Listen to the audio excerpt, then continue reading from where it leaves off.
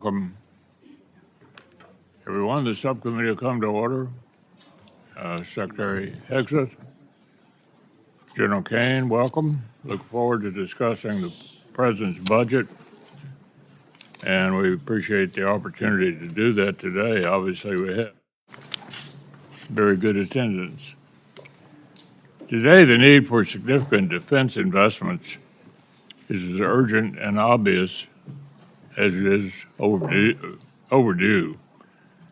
Quantity has a quality of its own, and the sheer scale of our defense commitments sends a powerful signal.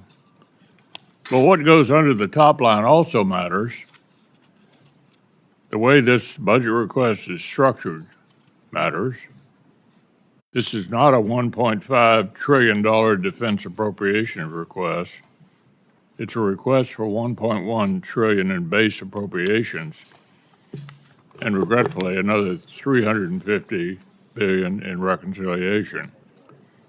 The good news is the base request reflects real growth, unlike the net cut in fiscal year 26 request, and very much unlike the Biden level CR in 25.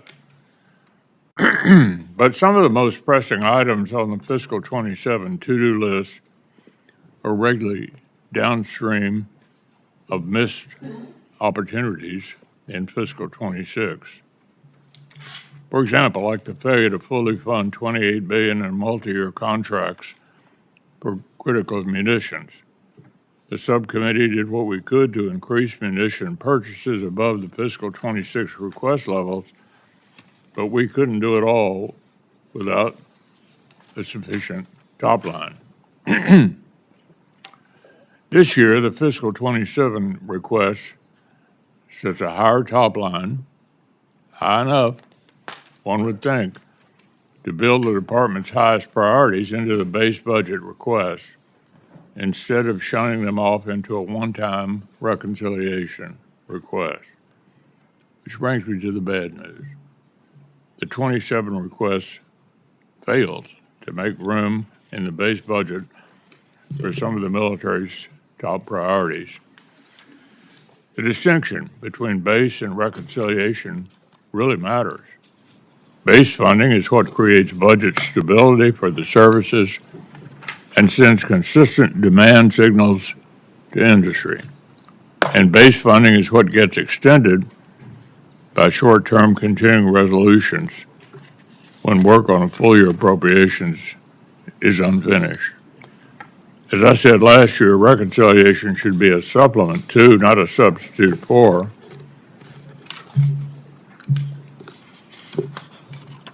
political realities will not always allow for party line budget reconciliation. And if the department's top priorities aren't built into annual appropriations, we're actually taking a big risk. The department is right to make Golden Dome, munitions, and the F-35 program and drone dominance top priorities. But these key lines of effort only work if we put them on solid fiscal footing. So, why is the department requesting funding for multi-year munitions contracts, which by definition require steady year-on-year funding via a one-time reconciliation? And why risk some of the president's top priorities like Golden Dome by not firmly building them into the department's baseline? National missile defense will require sustained funding over many years, not a one-year expenditure. Other key platforms like the second destroyer and the E-7 battle management aircraft aren't requested in base or reconciliation. So, Mr. Secretary, you've been outspoken about the pace of America's armed forces as the most, quote, powerful, most lethal, and most prepared military on the planet. I'm as committed as you are to sustaining that role, but that's precisely why I'm confused by the administration's failure to prioritize key systems in the year-on-year base budget spending. So I hope you'll explain the department's current approach to allies and partners. The stunning success of Operation Midnight Hammer and Operation Epic Fury illustrates the importance of the access, basing, and overflight granted by our allies in Europe and in the Gulf. I'm as frustrated as anybody about Spain, but they are the exception to the rule when it comes to European allies carrying more of the burden. Likewise, it's impossible to conceive of U.S. power projection in Indo-Pac without the breach that comes from decades-old alliance relationships. So I want to hear the department's view of the role of longtime allies in support of U.S. interests across the globe, because it's quite clear now that our expectation for European allies is no longer the focus of our own continent message that they received from your subordinates for most of the year.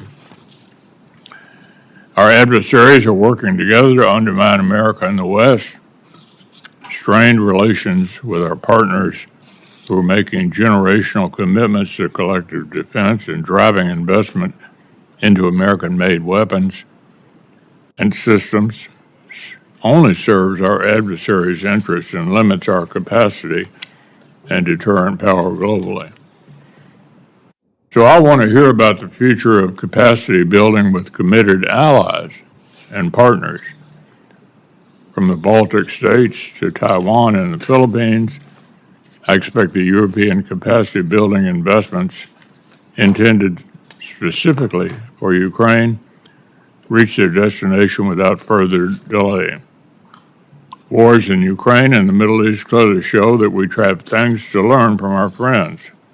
If we want drone dominance, it makes perfect sense to deepen cooperation with the world's most drone warfare experts. I want to underscore this is not charity. When our partners are capable, deterrence is stronger, and the risk to our own service members is lower. This is true in the Middle East today as it was in Europe and the Indo-Pacific. And I think it's noteworthy that our allies in the Pacific have an interest in Ukraine, have sent representatives to NATO meetings. They're hoping for and expecting that NATO will play a worldwide role in defending democratic countries against these adversaries that we're all challenged by. Our allies and partners have many of the interests, and if we fail to take full advantage of it, we're only hurting ourselves. I'll end with one observation on the prospect of supplemental appropriations. The deficiencies of our critical munitions stocks and industrial capacity actually existed long before the conflict with Iran and Russia's escalation in Ukraine. If the administration sends Congress a supplemental appropriation request, it'll be an important step toward fixing a long-standing problem and investing in future deterrence. It shouldn't be a referendum on the war in Iran. I supported a national security supplemental in 2004, even though I thought President Biden's approach to Russia and Iran was too weak. I did it not because supporting Ukraine is in our strategic interest, but because these funds helped replenish American stockpiles and restore our own defense industrial base. And in fact, jobs are created in 38 different states in this country, in our country, American jobs, by a significant percentage of what that went for. Today, the need to expand munitions production and replace battlefield losses is actually even more urgent. So with that, I'll ask each of our witnesses, after we hear from Senator Coons to make an opening statement and hopefully limit your remarks to 5 minutes. Chris? Thank you, Mr. Chairman. Thank you, Secretary Hegseth, General Kane, Chairman Kane, for appearing before us and for your testimony today. Let me just begin by expressing my gratitude to the service and sacrifice of the 2.8 million members of the Joint Force and the civilians who support them. And in this urgent moment, to focus on a few simple and clear questions. It bears repeating that the regime in Iran is a terrible regime that has the blood of thousands of American soldiers on their hands over decades, and that they pose a sustained and real threat to the United States and the region. And it bears repeating that our allies are increasingly distanced from us as our adversaries are increasingly aligned. I agree with much of what the chairman said, including that we are in a moment of real contest and danger in no small part because Russia, China, DPRK, and Iran are partnering. Russia and China are helping resupply Iran and the drones that they're using to contest and close the Strait of Hormuz, to target and kill Americans and degrade our facilities. And so if our adversaries are increasingly aligned, I think a core question is, are we? We have so many questions, Mr. Secretary, about this budget proposal, this $1.5 trillion budget request. And at the core is going to be, what's the cost of the war we're in Iran? How long will it go? What damage has been done to our security and our strategic position? When will we get a supplemental request and of what scale? When will we be requested to authorize this war? And when will the American people get a clear answer about our strategic goals and how we will achieve them? I share the chairman's concern that we have created real distance with our allies, most principally our NATO allies, who have stepped up and contributed tens of billions of dollars more to purchase the munitions for the defense of Ukraine and to dramatically increase their long overdue investments in our joint defense in Europe. But unfortunately, the way that the move towards war was launched 74 days ago, without consent, without consultation, has caused a real rift with our vital European allies. And again, as the chairman said, and I agree, there is also a critical and urgent need for us to recognize and embrace that in the most important test field, the battlefield in Ukraine, where the Ukrainians are fighting bravely and successfully against Russian aggression, they have innovated. They have delivered the most lethal and capable drone and counter-drone technologies in the world. What is bedeviling us in Iran right now? Their ability to use thousands of cheap, effective Shahed drones to hit our allies, their military facilities, and their oil and gas production facilities, and to target and hit civilian shipping. Who's the world's best at intercepting Shahed drones? Ukraine. Last year, the administration requested 0 for Ukraine and 0 for our key NATO allies in the Baltic states. And on a bipartisan basis, this committee put in $400 million. When we met just about a month ago for the first time over at the Pentagon, and thank you for that conversation, we all emphasized the importance of coming to us with a spend plan for these $400 million. This is a $1.5 trillion request in front of us. Why am I taking your time on $400 million? Because I think it shows a key piece, a missing piece in strategic vision. We should not be standing aside from the war in Ukraine and saying, eventually we want to be a part of some peace between Russia and Ukraine. We should be learning the lessons of Ukraine. Our allies in the Persian Gulf they're buying their interceptor systems at scale. Some of our current and former leaders in our military were working very hard to learn the lessons of Ukraine. I must say, in a recent briefing for this subcommittee, I was very encouraged by 2 very senior members of the United States Army who are in Ukraine and have been helping our armed forces learn. But my heart fell when I left and was told that those 2 senior officers were being forced out. I am concerned that we have a distracted administration and a distracted department. From your written testimony, Mr. Secretary, it seems at times you're more passionate about fighting culture wars than winning the real war that we're in. At banning books, at cleaning alleged DEI off of websites, at taking on an anti-vaccine position rather than continuing the long-standing public health policies, at interfering with promotions. I'm stunned that you fired the 44-year Chief of Staff of the Army in the middle of a hot war and dismissed the Secretary of the Navy in the middle of a naval blockade. As dozens of senior flag rank officers have been dismissed, I am worried about what that does to focus and morale. We have a president who seems more focused on a billion-dollar ballroom and a victory arch rather than achieving actual victory, and a small piece of the $1.5 trillion request in front of us is for a new Trump class of battleships, a so-called Golden Fleet, which I think goes in the wrong direction. Let me come back to the basic point I was trying to make. The world of warfare is changing. Every major service can and should embrace smaller, lighter, faster, more distributed, lethal capabilities that will mostly be autonomous. This move towards a Golden Fleet, towards a new battleship, strikes me as moving in exactly the wrong direction, giving our adversaries a bigger target rather than a more capable platform. How do I explain to my constituents the cost of this war and the cost that we are looking together to invest in our national defense? I share the chairman's concerns about reconciliation. Last year, $150 billion was provided to the department, but the mismatch between base year and 1 year, between long-term and short-term, caused tens of billions of dollars in errors.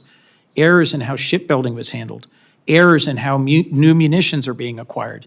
And working together on a bipartisan basis, we fixed many of those problems.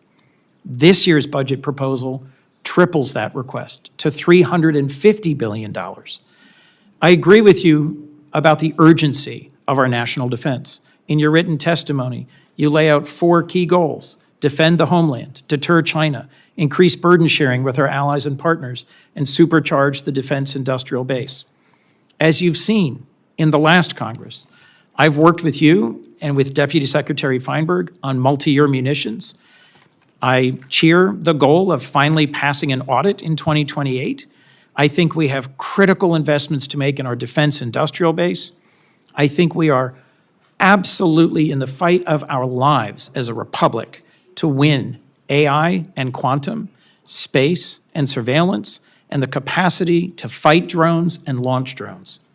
But I'm concerned that you, sir, and this department is distracted by issues that are not focused on the core thing we need to achieve. I could not agree more with what you said in your written testimony. For a generation, the United States was largely distracted by open-ended wars of regime change and nation building. And as you summarize this administration's approach, we will not send America's best to advance foolhardy or reckless adventures halfway around the world. Mr. Secretary, I agree that the Iranian regime is a terrible regime. I am grateful for the service and the sacrifice of the Americans who've been wounded or who've lost their lives in this current conflict. But I do not understand the strategy. And as the average American is seeing the costs at the pump and at the grocery store, and as this committee is being asked to approve the largest single-year increase in defense spending in decades, I need to better understand the answers to the urgent questions I've put before you. Thank you, Mr. Chairman.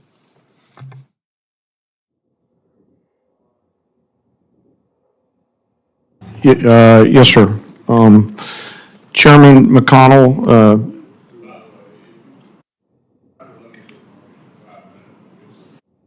Just have plenty of questions. Go ahead. okay, John. sir. I'll try to keep it short. Ranking Member Coons, other members of this committee, thank you for being here. I'm honored to be here alongside the Honorable Pete Hegseth and the Honorable Jay Hurst to talk about this year's President's budget. I'm grateful for the opportunity today to speak with you about the foundation of America's strength, our 2.8 million members of our joint force. And I'm continually inspired by the soldiers, sailors, airmen, Marines, Coast Guardsmen, Guardians, and civilians standing the watch. They all could choose to do something different, but they choose to come serve our nation and do something more important than themselves. I would also like to highlight the 40 members of the Joint Force who've passed on from operations, combat, and training during my time as chairman, to include the 14 members who passed and were killed in action in Operation Epic Fury, and also highlight our most recent loss, First Lieutenant Key from Africa, who was out there, TDY. As chairman, my duties to ensure civilian leadership has a comprehensive range of military options and the associated risks required to make our nation's most difficult and complex decisions.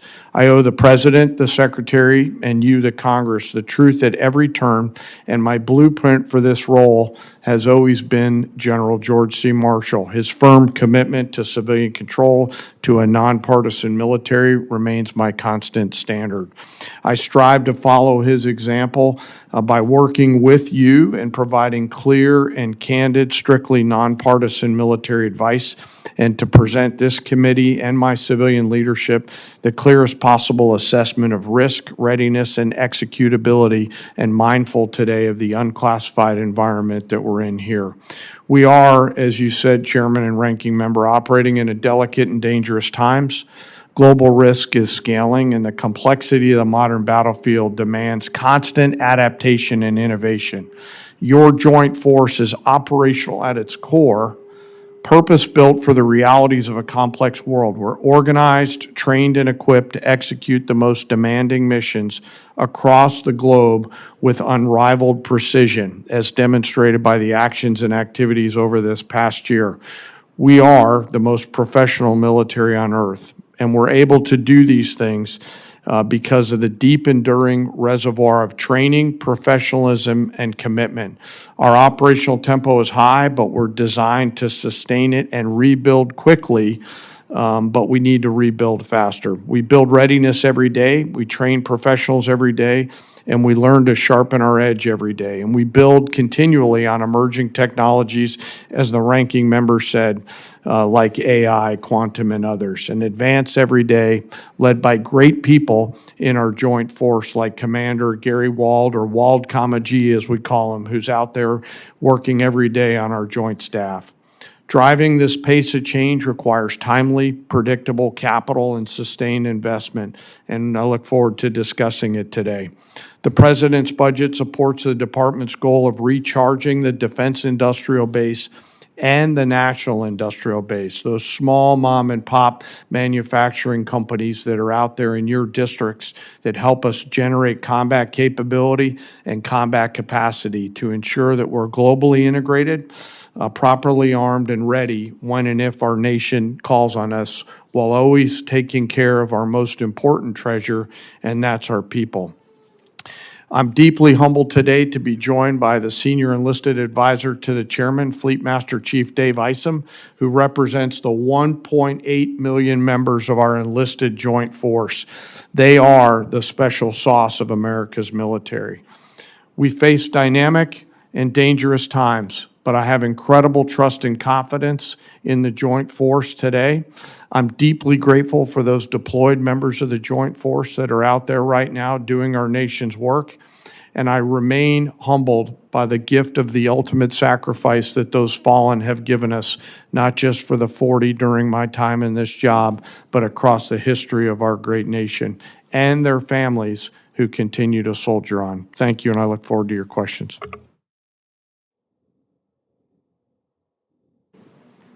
Thank you, Mr. Chairman, Ranking Member, members of the committee.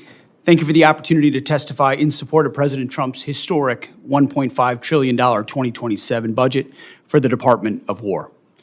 The President's budget request reflects the urgency of the moment, addressing both the deferred maintenance of longstanding problems as well as positioning our forces for current and future fights.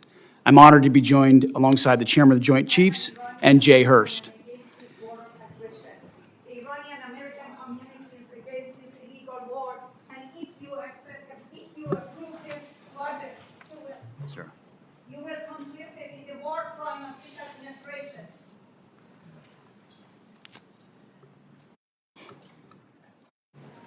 If I may interject, I ask that we have order in the hearing room so we can proceed. I ask the witnesses suspend until the room is cleared. It appears it's cleared. Go ahead, Ms. Secretary. Thank you. I'd like to start by thanking this committee and Congress for your partnership in securing the investments needed to maintain the most powerful military in the world. Our nation's ability to build, to innovate, and support the critical needs of warfighters at speed and at scale is the foundation upon which our survival rests.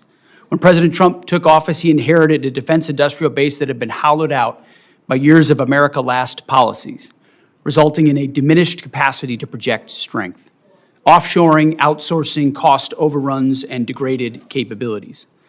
Under the leadership of President Trump, a builder-in-chief, we are reversing this systemic decay and putting our defense industrial base back on a wartime footing.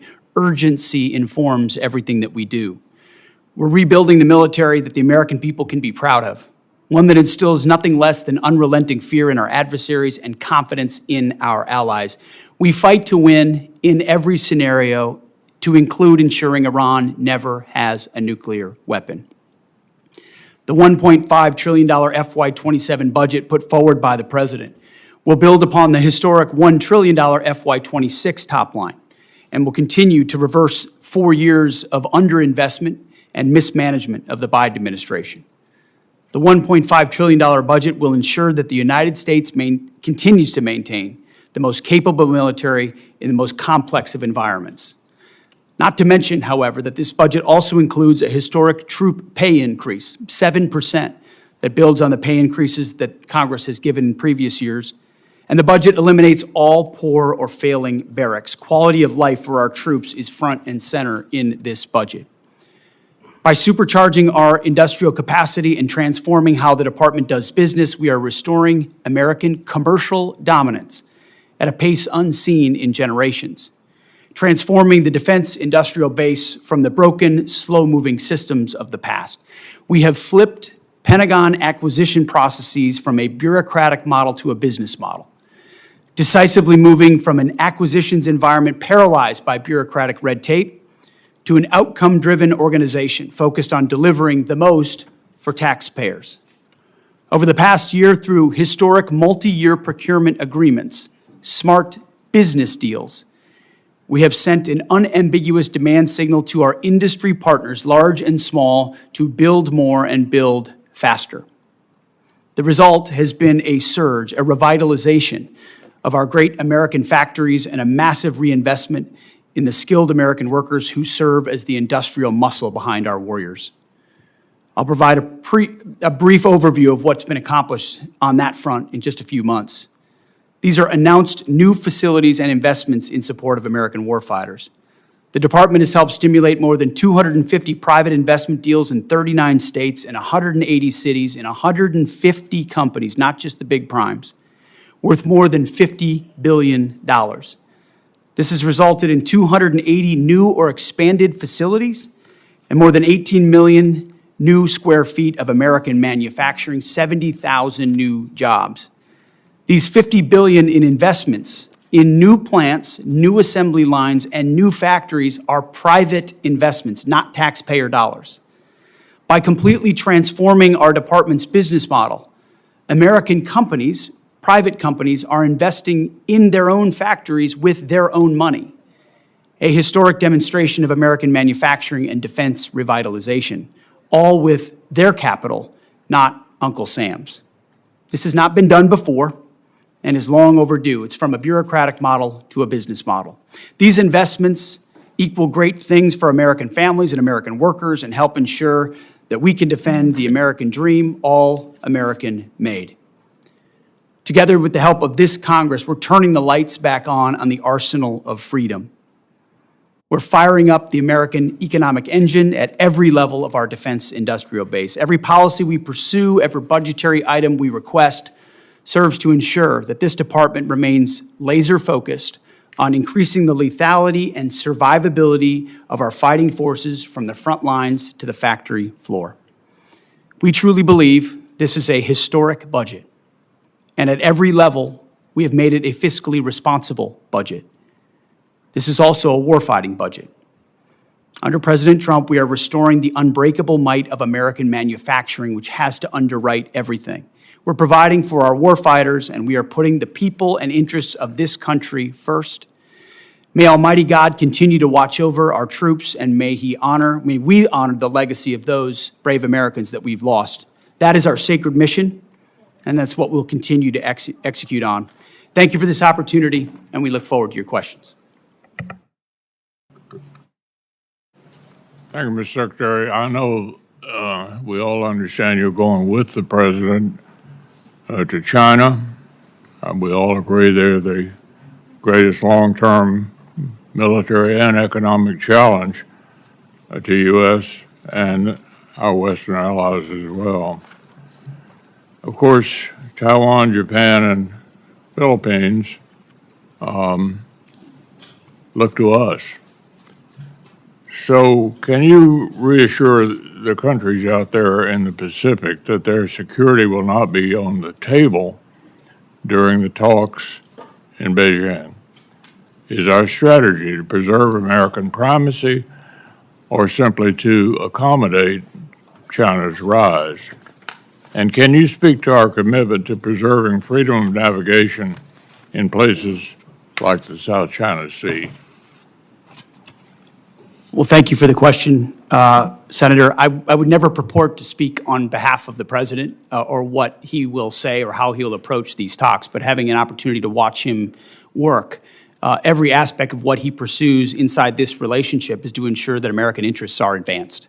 And our department, underneath that, we've worked very hard in that region, in the Indo-Pacific, with Japan, with the Philippines, and others, to make that a priority to ensure that America's security is amplified by burden sharing of partners who recognize the shared threats that we face and are willing to invest alongside us. And some of those things are known to the public.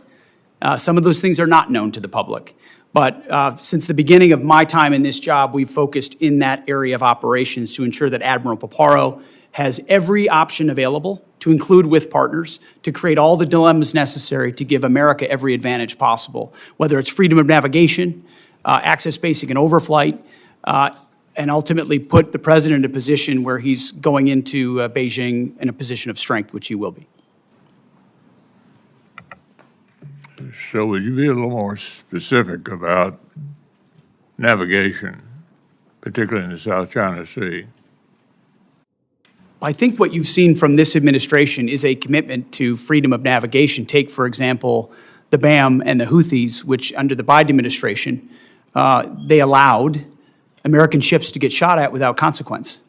And President Trump undertook that mission, Operation Rough Rider, for 50 days, and the Houthis stopped shooting at our ships. It wasn't a nation-building exercise. It was an advancing of freedom of navigation and our interests. The same would pertain to any waterway in the South China Sea. American ships should sail freely, so should others in the international maritime sphere. Army Secretary Driscoll has described Ukraine as the Silicon Valley of warfare, as I suggested earlier. I think we'll all agree on that. And the outcome of the war really matters to American interests. Is there a policy preventing senior department officials from traveling to Ukraine? Do you support or oppose senior officials traveling there? Senator, we've had many senior officials travel there, and we learn a great deal. In fact, I've personally approved additional personnel there to learn from that drone battlefield, both on offense and defense, to ensure that we're learning every possible lesson from that conflict and incorporating it in real time into how we defend and we go on offense in an era where drone dominance is required. And that's why this budget spends so much on drone dominance. Take the lessons learned from Ukraine and other battlefields and ensure we're applying them throughout the fighting force as quickly as possible. Well, you know, I think what's not in dispute is that NATO is the most important military alliance in world history. Nobody's ever pulled something together like this and held it together to prevent the worst for a longer period of time. Basically, it seems to me that a lot of the European countries think that we're reducing our influence there, that they're sort of on their own, and somehow American leadership is not essential to NATO going forward.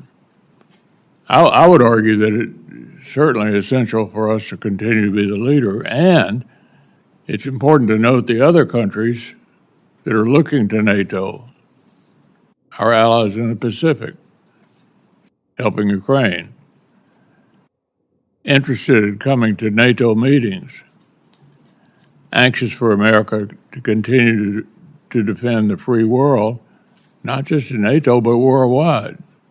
It's a big job, and they're looking to us. There's nobody else who can do that.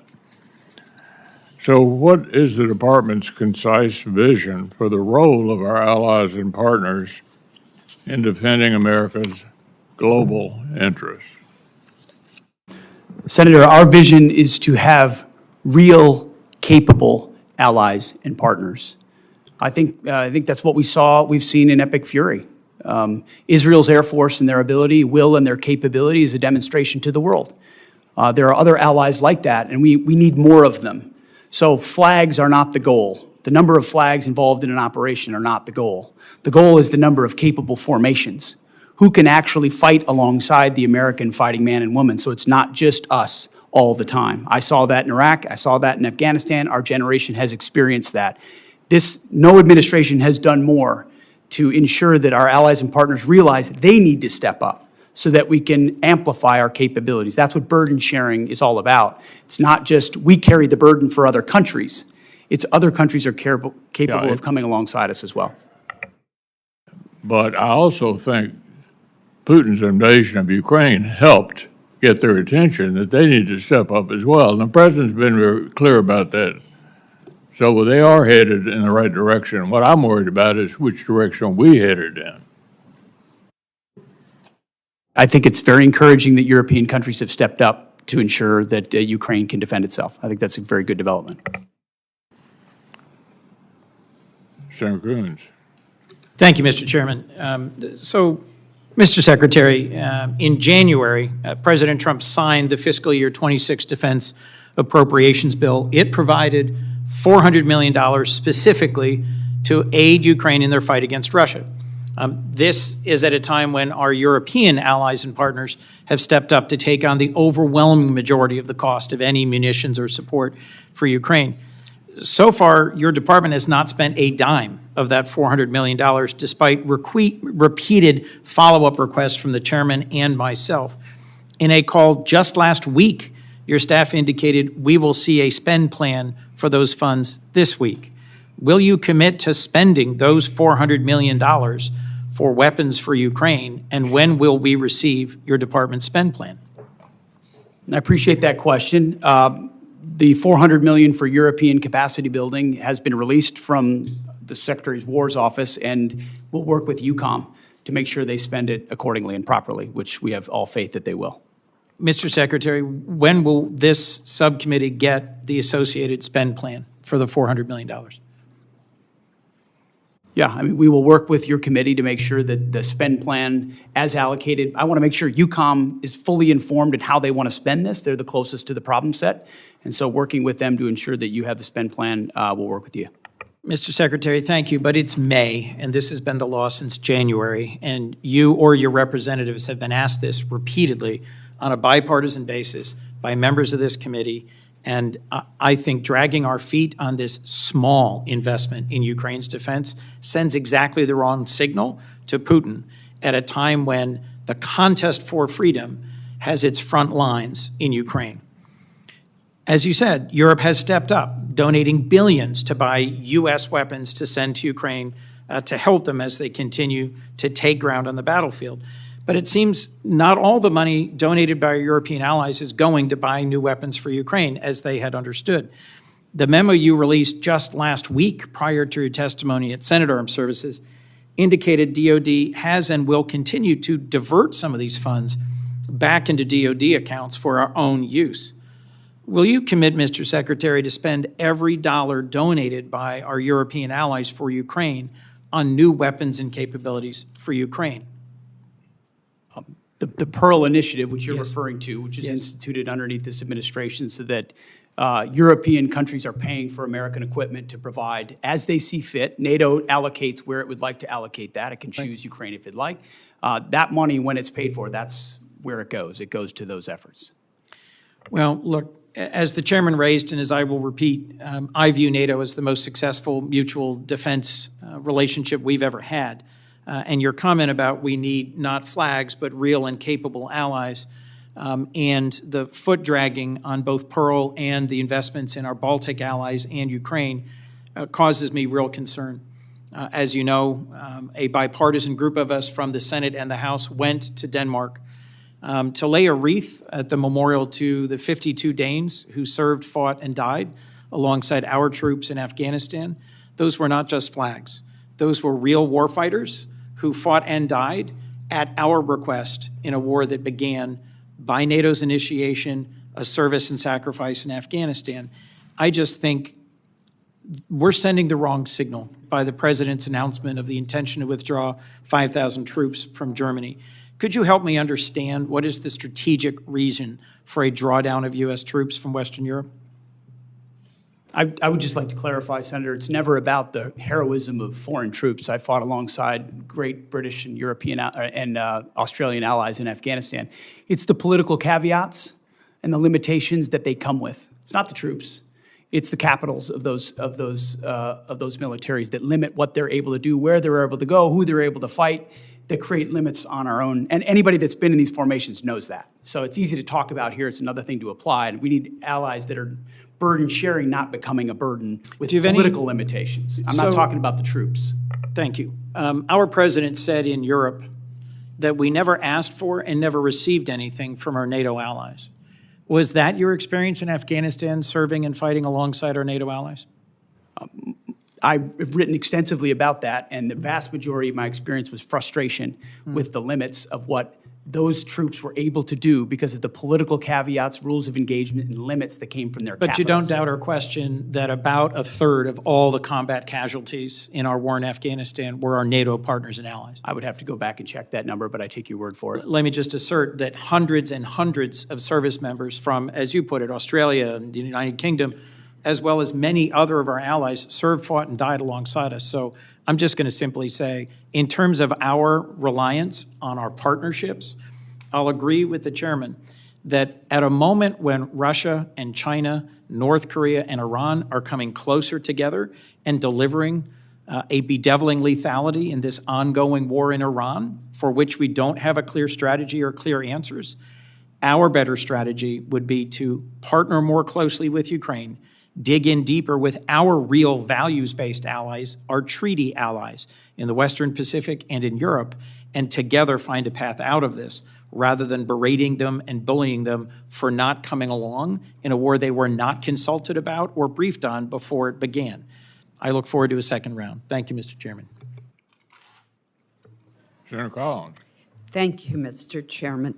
General Kane, when the Department of War was planning its operations in Iran, did you anticipate the closure of the Strait of Hormuz and the resulting impact on oil supplies for many countries, including here in the United States, where we've seen gas, diesel, and home heating oil prices go up? I ask this question because there's historic precedent, obviously, during the Iraq-Iran war. Tankers were fired upon in the Strait. Senator, thanks for the question. As always, we have an incredible staff over at the Pentagon and down at USCENTCOM. And we always look at the range of military branches and sequels. I won't comment on any particular one because that gets to whatever advice I may or may not have given to the president, and I do that in private. But you should rest assured, as should the American people, that we cover and consider the full range of things all the time in our careful consideration of military actions and the advice and or options that we present to our civilian leaders. It seems to me that there's been a different plan almost daily with dealing with this problem, which is why I ask. Mr. Secretary, let me start by thanking you for visiting Bath Iron Works in the state of Maine. The workers were very pleased to greet you and hear your encouragement and praise.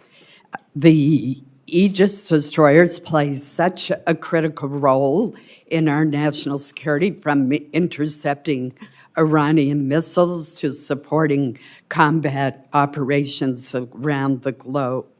While visiting Bath Iron Works, you correctly described the DDG destroyers as the workhorse of the fleet and emphasized maxing out on DDGs sends a message to the world. I was also delighted that you noted that Bath built is best built, a slogan of which we're very proud. I fully agree with all those sentiments. That's why I was alarmed to see that this year's budget request only includes funding for just one DDG 51. That's down from 2 in FY26 and 3 in FY25. That reduction to a single DDG 51 creates uncertainty for U.S. surface combatant industrial base at a time when BIW is demonstrating huge progress in workforce retention, production stability, and faster throughput.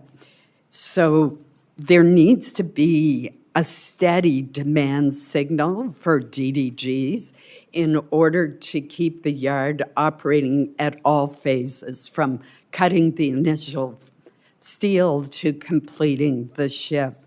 So I'm puzzled by why only one DDG is requested and concerned about what that will mean as far as maintaining that workflow.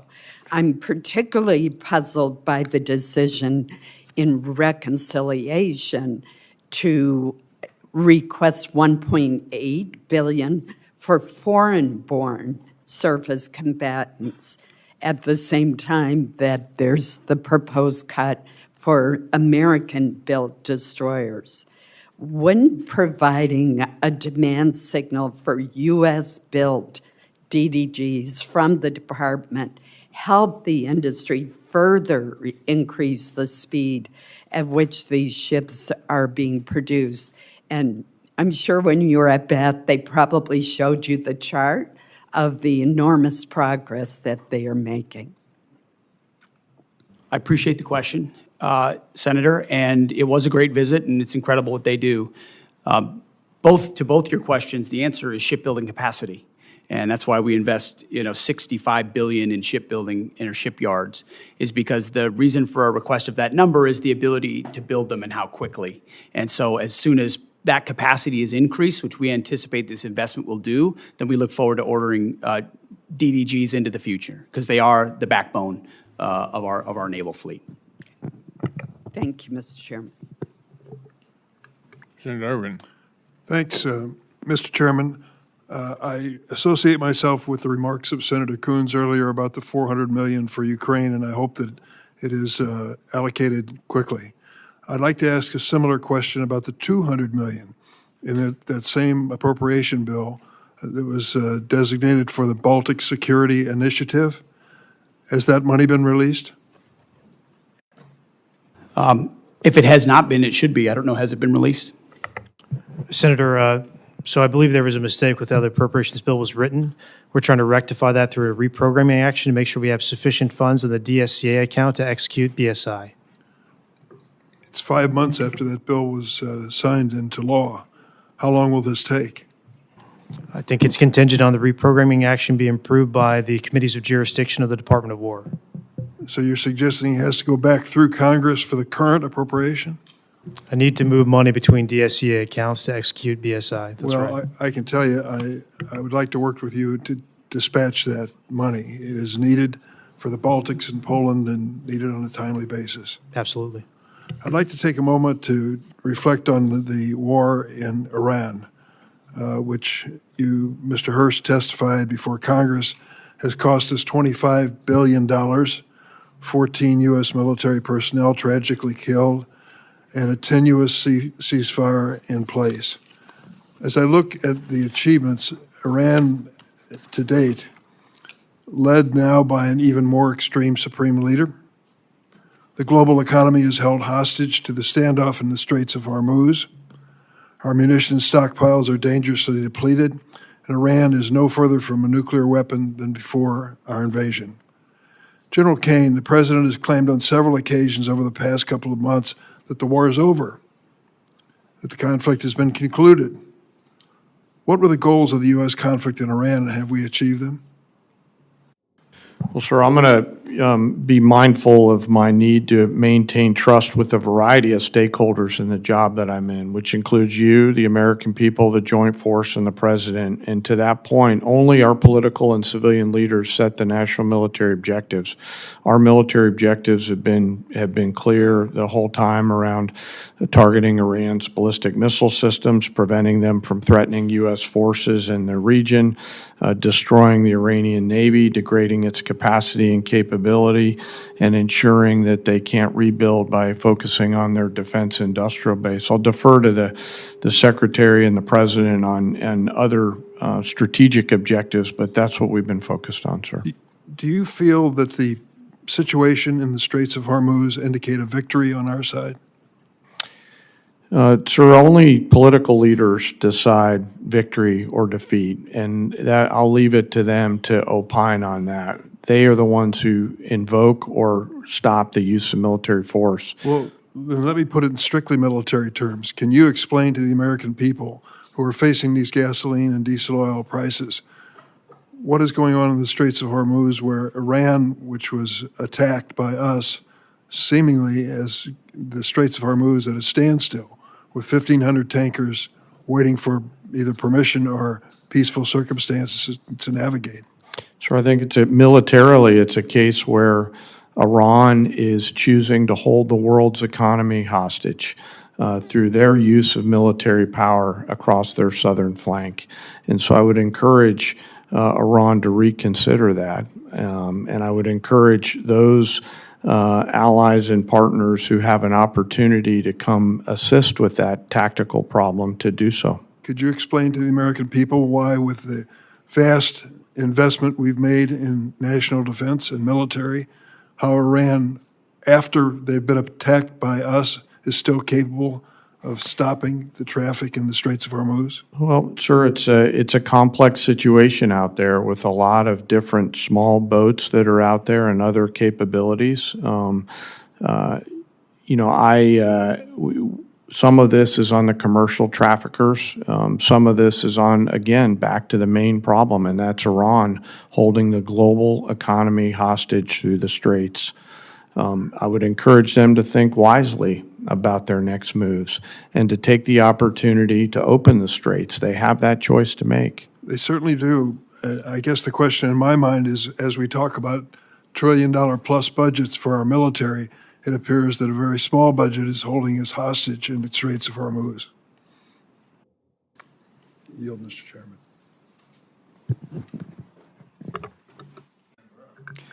Thank you. I just want to start off with saying that these military operations against Iran have been spectacular. In a matter of months, we have degraded the largest state sponsor of terrorism beyond what I thought was possible, probably more to come. Ms. Secretary, 900 pounds of 60% enriched uranium, do we all agree that's what Iran has buried somewhere? In this format, some of that should be classified, so I wouldn't comment on the exact amount of anything. Okay, well, it's just pretty well known. They brag about it. Is it possible they could have 60% highly enriched uranium without them cheating in the past? We know in every context of what Iran has undertaken, they've lied and cheated. The answer is no. Everything that Obama and Biden did was designed to keep it to a civilian nuclear program. There is no way in hell they can have 60% highly enriched uranium unless they cheat. So everything y'all did failed. And you want to criticize? You failed. You allowed Iran to be a threshold nuclear nation. Everything you did failed. Missiles, Diego Garcia. Did they shoot missiles at Diego Garcia, General Kane, the Iranians? Yes, sir, they shot a few. Under the protocols we had in place, were they supposed to be able to do that? Without reviewing the fine print, I believe the answer is no. No, they weren't. You failed there. You failed to stop Iran from being a nuclear threshold nation. You failed to stop Iran from having missiles that could go thousands of miles. Why should we listen to you? Bottom line here, China. Does China buy 90% of Iranian oil, Ms. Secretary? China buys a very large percentage of Okay, Iranian oil. 90% is pretty large. So does China buy, are they the largest purchaser of Russian oil and gas? I would imagine they're up there, Senator. They are. They're the largest. So President Trump, when you go to China, realize that the person you're talking to is propping up Russia and Iran. I appreciate what you've done in Iran. I appreciate what you're trying to do to end the Russian-Ukraine conflict. Do you agree with me, Mr. Secretary, that of all the countries on the planet, China could have the most influence of ending this war if they chose to? I think the most influence is in President Trump's hands and what he decides to do, and he'll Well, set what the if- terms what of how if this. China stopped But buying- ultimately, China has a lot of leverage, you're right. Yeah, they did. What if they stopped buying 90% of oil from Iran? That's not President Trump. That's up to China. Do you support putting tariffs on China if they continue to buy Russian oil and gas? Tariffs is not my lane, but anything we got can you. do to put pressure on people, I usually Right. support. Well, do you believe that when we put pressure on India by a 25% tariff for buying Russian oil, they kind of backed off? I would say I've had a front row seat to the efficacy of tariff policy, yes. Yeah, I think it works, guys, and we're on the breakout here in a minute of having a bill that would give the president ability to tariff the largest purchasers of Russian oil and gas, and I hope he will use it. So I just want to, Pakistan, are you aware of reports that Pakistan are allowing their bases to be used to park Iranian aircraft, General Kane? So I've seen one report on that. Well, is it accurate?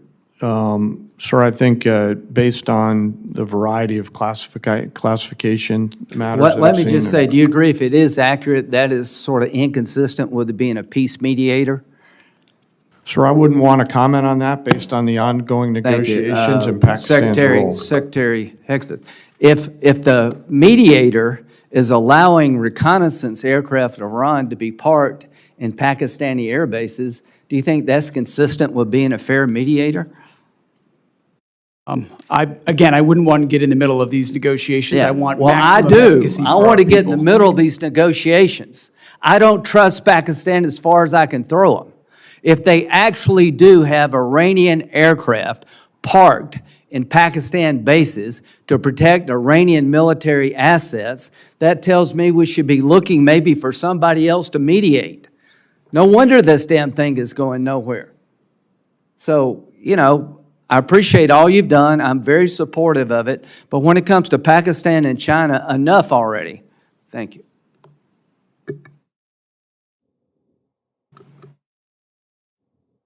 Thank you very much, Mr. Chairman. Thank you, gentlemen, for being here today. Mr. Secretary, we have been trying to track down the expenditures in the Operation Epic Fury and Operation Freedom now. And we've sent letters, and we've got very few responses. We've been sending the letters since March 10th.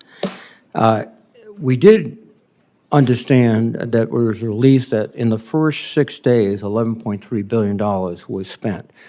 And then recently, we were told $25 billion was spent. Today, I think the number is $29 billion. Can you provide some details as to what consist of that 29 billion? Have we counted everything? Yeah, Senator Reed, so I testified this morning to HACD that between the joint staff and the comptroller staff, our operational cost estimate is now $29 billion. A lot of that increase comes from having a refined estimate on repair and replacement costs for equipment. Our munitions costs are fairly fixed. We think they're very accurate, and then there's some O&M costs there as well. We're not making an estimate for MILCON at this time. We don't know what our future posture is going to be. We don't know how those bases would be reconstructed, and we don't know what percentage our allies and partners will pay for that reconstruction. So you do not consider installations that have been damaged in the conflict, correct? We just don't have a good estimate at this time. So it's not in the $29 billion. That's correct. Expended weapons, are they totally included within the estimate? Yes, to the best of my knowledge, we have a full count of the expended weapons. And weapons transferred to other countries in the region, are they counted in? I would want to double check to make sure we have that accurately. Please, I mean, you're coming up and asking for another significant supplemental, et cetera, and before we can, I think, reasonably appropriate additional money, we have to find out how the existing appropriated dollars have been spent. So that's critically important. And I know also that the budget asked for another $350 billion in reconciliation. How essential is that to your budget? I would say it's extremely essential to achieve the generational investment that the president is trying to make. But that would be on top of the $150 billion we received in the big, beautiful bill, which would be $500 billion, $500 billion in 2 years. And again, we're not getting, I think, the detailed spend plan, the detailed obligation plan for this. And without it, it's very difficult to say, just take the money and run. You know, we have a job to do too. Any comments, Mr. Secretary? We recognize that, and our you know, in a perfect world, everything's part of your regular order. This is a dynamic place with a lot of dynamic factors, and so in order to get where we need to with the historic investment for this department, we think this is the best allocation in order to get there, Senator. Well, I think detailed analysis, detailed data that we receive will help us make more sensible judgments. And, you know, we're just sort of vague generalities are not helping this committee make critical judgments. And the trade-offs are significant. Deficit is increasing dramatically. We have to be conscious of that. We also have to be conscious to helping American families just get by. And inflation just hit 3.8% today, which is I think the biggest numbers since 2023 or something. So we're fighting all these forces that are not directly connected to your mission, Mr. Secretary, but they are connected to our mission. General Kane, your observations on the future course of action in the Persian Gulf. We're in this tenuous ceasefire. What's your sense of the direction forward? Well, sir, I won't opine on a hypothetical. What I will assure you is that we retain and continue to hold a range of options for our civilian leaders. It would be inappropriate for me to opine on how it may go, but rest assured we still hold many, many options. Have you been surprised by the resistance of the Iranians? Sir, as a warfighter, I always assume an enemy's going to resist.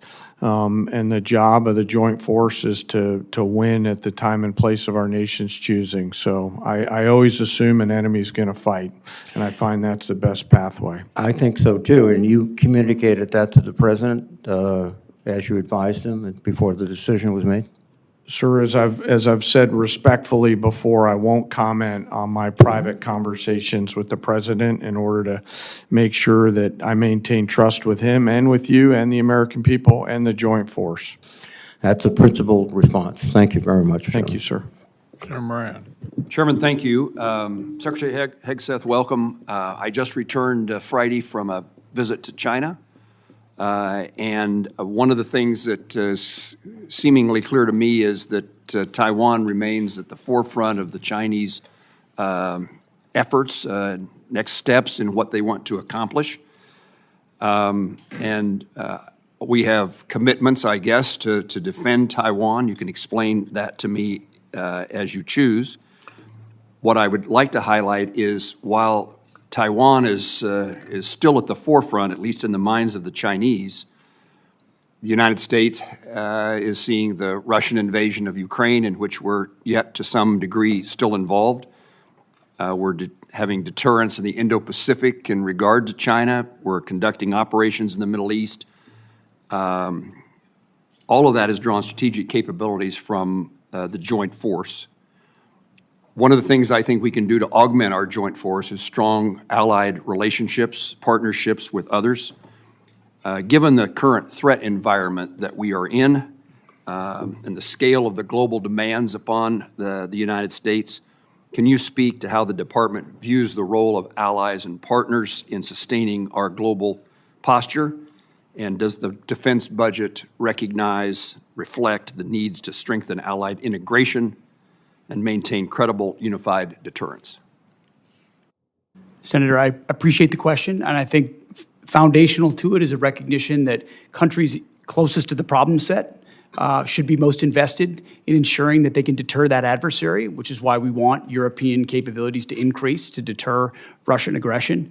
When you look at the Indo-Pacific, it's been a focus of our department since the day I showed up, whether it's ASEAN or Shangri-La or traveling to the region, going to South Korea, going to Japan, going to the Philippines, having them to our building to build out those relationships in a very real operational way. It's not about what we can sign. It's about what contingencies and dilemmas can we create for adversaries who may seek to expand their sphere of influence, whether it's militarily or economically or through pressure. And so I think while we've been involved in a lot of efforts around the world, through the president's leadership, we've reestablished deterrence. The world knows that America's word means something, from Maduro to the Houthis to Midnight Hammer to Epic Fury. When the president says you can't have a nuclear weapon, he means it. When the president says you're an indicted individual, he means it. Everybody sees that, including in the Indo-Pacific. And when you do that, plus build out your alliances, not based on talk, but based on capabilities, access, spacing, and overflight, training, interoperability in discrete ways, I think all the right people pay attention to that and see it, and that's been the focus in the Indo-Pacific for us for a while. And the budget request reflects those that circumstance that you just described. Very much so. I would say Admiral Poparo, his request, his line items, his input was front and center in the build of FY27 to ensure allies and partners are considered. Yes, sir. Secretary Hegseth, let me change the topic. I worked closely with Senator Cruz to introduce and secure the unanimous Senate passage of the Rotor Act. That was an airplane that originated from Kansas that saw the death of 67 people near Reagan Airport. The department in December the 17th, released a statement in support of the Rotor Act, and yet when the House considered the Rotor Act, the department released an additional statement and claimed that enactment would create significant unresolved budgetary burdens and operational security risks affecting national defense activities. Can you explain what happened between the first statement and the second statement that caused there to be a different reaction? And I ask this because it's still very important to me that the Rotor Act or something very similar to the Rotor Act is enacted into law, and apparently for it to be passed, it needs to be something that the Department of Defense is supportive of. So what is it that changed between the initial statement, the second statement, so that we can bring this legislative endeavor to fruition? Well, I appreciate your attention to what occurred there. We've taken it seriously from the beginning. We recognize the need for the requisite oversight. It was an earnest change. The department didn't think that the changes that we had asked for were incorporated properly into the bill, and as a result, we came out and opposed it. But we look forward to an iteration of that bill to get passed because we think it's important that it happen. If I can paraphrase in my words so I understand what you're telling me, it isn't that something changed, it was that what you asked for didn't get enacted in the Rotor Act before it passed the Senate? Correct. We think some changes that need to be made were not made to the bill, and as a result, we changed our position, but we look forward to supporting something in the future. Yes. In my 15 seconds left, General Kane, could I ask you to visit with me momentarily after the hearing so that I can raise a topic with you and have you point me in the direction of where I can find an answer? Of course, sir. Thank you. Senator Murray. Thank you very much, Mr. Chairman. Mr. Secretary, the war in Iran has not only cost 13 American service member lives, it is also costing American taxpayers dearly. Tens of billions of dollars and counting, and that's money that could be helping people perhaps get health care. But instead, we're paying for bombs dropped in a war that American people overwhelmingly oppose. Now, earlier this morning, I know that your team testified Trump's war with Iran cost $29 billion so far. That is $29 billion blown on a war of choice, and that's what it would have cost, actually, to save the ACA tax credits. But as my colleagues have already stated, what is concerning as well is it seems quite clear that that cost estimate is suspiciously low. Now, your acting comptroller suggested that damage to U.S. facilities was not factored into that figure.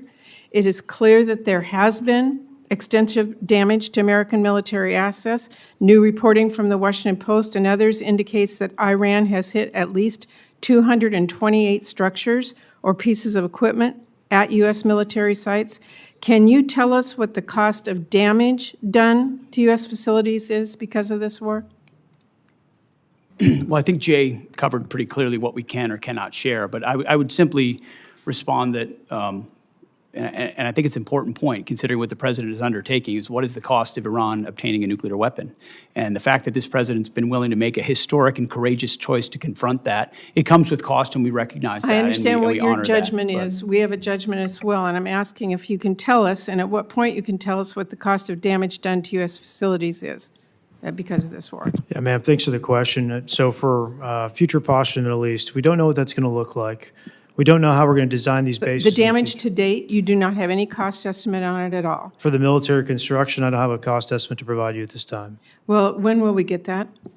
Again, it depends on what the future posture is, how we decide to construct those bases. To date, you know what has happened to date. We can't get that number, and that is a real concern to us. Our job is to appropriate dollars, and we're just told it's coming, and we don't get it, so it's very hard to do our budgets. And right now, Mr. Secretary, people are paying $4, $5, even $6, $7 for gas, and American taxpayers are now on the hook as well for paying for this disastrous war. You're spending families' hard-earned tax dollars on a war that many strongly oppose, and you're forcing people to pay more at the pump, and yet you're not even providing a real breakdown for the cost of this war so far. We have no real details, you have indicated that, and yet now you want Congress to send you $1.5 trillion more. To me, that is unacceptable, and I hope our Republican colleagues will join us in not only rejecting that absurd request, but in insisting that the American people get the actual answers on how much money, their money, we are spending on this. Now, let me turn and say, Secretary Hegseth, the president has called Medicaid, Medicare, and child care little scams and said, quote, we're fighting wars, we cannot take care of daycare.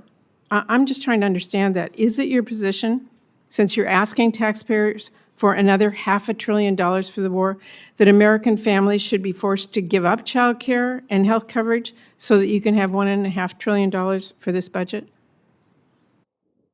Senator, that's not my department. I certainly support this, and I also support the president's efforts to find and remove fraud wherever possible in a general sense. I'm not talking and we about do that fraud. in our department as well. I'm at every step. not talking about fraud. I actually asked whether an American family should lose their health care or their child care to pay for this budget. That is literally what the president suggested. The president has proposed a historic $1.5 trillion budget that will defend the nation and confront threats like Iran, which previous presidents allowed to happen, as Senator Graham pointed out. Well, previous administrations said they wanted to take care of this problem, the question, and they did not, and he's doing it. This committee, the question in front of the American people is, what are they being asked to give up for this $1.5 trillion? That's where I was talking about. And lastly, Mr. Secretary, your budget request cuts through Trump's ramblings and really, to me, makes the truth clear that you and the president don't value families as much as you value defense contractors. You want to increase the war budget. I meet Let me every finish. family at Dover. Okay, don't tell me Let we me- don't care about families. Mr. We sure do. Mr. And we Secretary- take care of them in every way we possibly can. I'm asking you about taxpayer dollars that everybody has. So when we've been to war before, we have asked people to do victory gardens. We've asked them to pay more. You are not doing that. You are asking for $1.5 trillion, which means something else has to be given up. That is what this committee is looking at. You want to increase the war budget for the next year by $500 billion. That is taxpayer money that could be used to feed families or build new affordable homes or wipe out some diseases completely or increase child investments 20 times over. But you are asking us to blow it all on war, and that's not even counting the money that you have spent bombing Iran or that you may still request in a separate supplemental. And to me, this budget wasn't even strategically crafted. $1.5 trillion is like the president decided that was the number and you all filled in the blanks.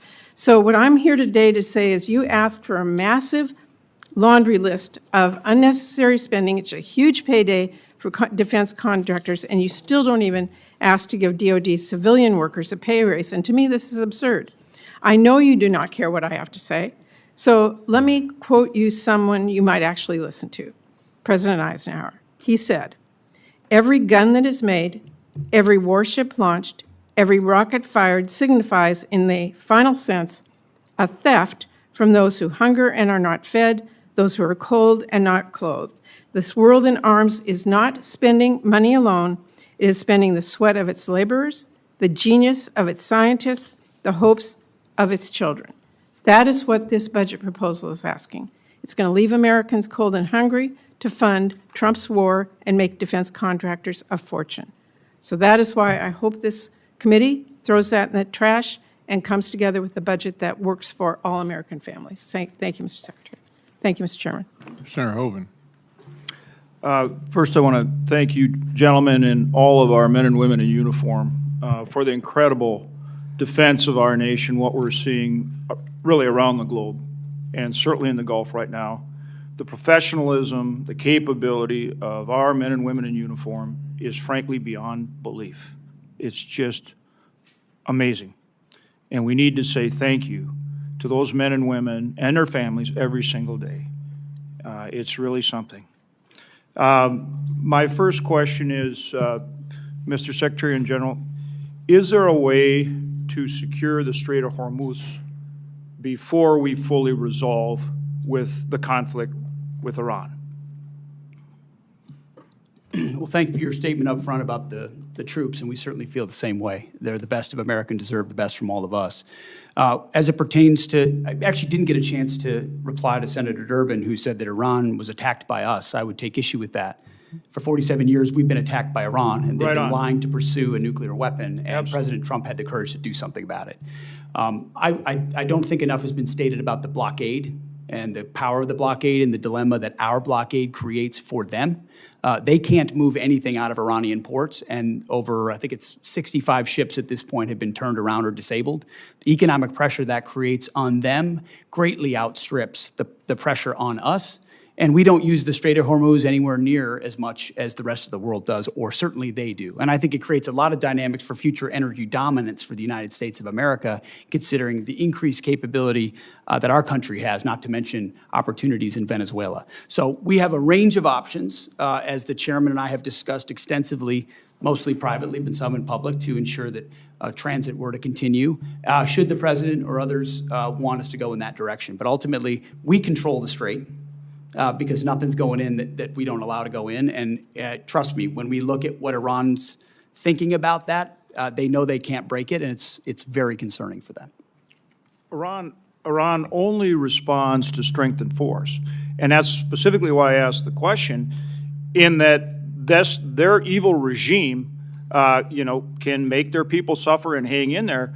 But if we can keep the pressure on with the naval blockade and navigate the Strait of Hormuz, we can keep the stranglehold on this evil regime and force the type of solution that we need and the kind of verification we need to enforce it. And that's, again, why I asked this question, and maybe both of you gentlemen could respond to that. I'm not saying that is what the outcome will be, or, ultimately it's up to President Trump. But what I'm saying, is it possible to keep that stranglehold on with the blockade, even though, the tyrants, the IRGC won't give up right away, and secure the Strait of Hormuz while we continue to put that pressure on them for a result that can work for this country and the world, and that's enforceable? And I'd like you to give me some more color on that, both of you gentlemen. Sir, I'll take a moment here and talk about pressure. And what you're really alluding to is what the entirety of the interagency is working on, with a hat tip toward Secretary Bessent, Secretary Rubio, and the rest of the interagency. The totality of total pressure, which the military element is just one component on, is what the regime in Iran is feeling right now. And I think there's no shortage of ability to hold that pressure. The decision on for how long to hold that pressure is, of course, a political one and within our civilian leadership. But I would highlight that they are absolutely feeling that pressure, not just from the blockade, as the Secretary talked about, but the continuation of sanctions that Treasury and others have put on there, and we retain a range of military options. Well, I 100% agree with you, but their ability, the regime's ability to endure pain is significant because they just put it on their people. My point is keeping that pressure on them, but at the same time securing passage in a way where commercial traffic will start moving. That relieves pressure on us and our allies, and that's what I'm asking for more color on how you effectuate that. Senator, there are options for that should we go in that direction. There's a multitude of different directions should the president seek to go that way that we're prepared to operate on. Evidenced by the destroyers that went in and came back out. Exactly. To the great detriment of the limited ability of Iran to defend. I mean, remember, the entirety of Iran's conventional navy is at the bottom of the As with everything you do, you start out at a really high level, and then you just get better. And I'm seeing that with this blockade right now, with the way you disabled those last two tankers. I mean, you're getting better at blockading. And again, that's why I'm looking for continued options to secure traffic in the Strait while we continue to put pressure on Iran. Okay, thank you, gentlemen. Thank you. Thank you, Chairman. Secretary General, thank you for being here. Secretary, I want you to provide some reassurance for my constituents. In 2019, the DIA published that Iran, quote, had swarms of small boats, large inventory of naval mines, an arsenal of anti-ship missiles that can severely disrupt maritime traffic in the Strait of Hormuz. In 2025, after Operation Midnight Hammer, a Brookings expert said, quote, "It is wrong to conclude Iran is now a defeated nation and will act accordingly. Iran's demonstrated destructive missile capabilities have penetrated nearly every part of Israel. Iran's arsenal could endanger American forces in the Gulf." And Senator Collins asked General Kane about the extent to which you were briefed and the president was briefed about the very likely outcome of this kinetic engagement. And there are some data points that seem to indicate that we did not see all of this coming or that we didn't account for it. We may have been briefed on it, but we didn't account for it. Parts of the THAAD and Patriot systems in South Korea were moved to the Middle East. This is after the war. After the war, munitions were moved from around the world to defend U.S. sites in the region. There was a rush to evacuate United States personnel, and Iran struck more than 200 structures and equipment at 16 U.S. sites. So, Secretary, can you just reassure us that this was all foreseen and part of the plan, or can you tell us whether there were any surprises here?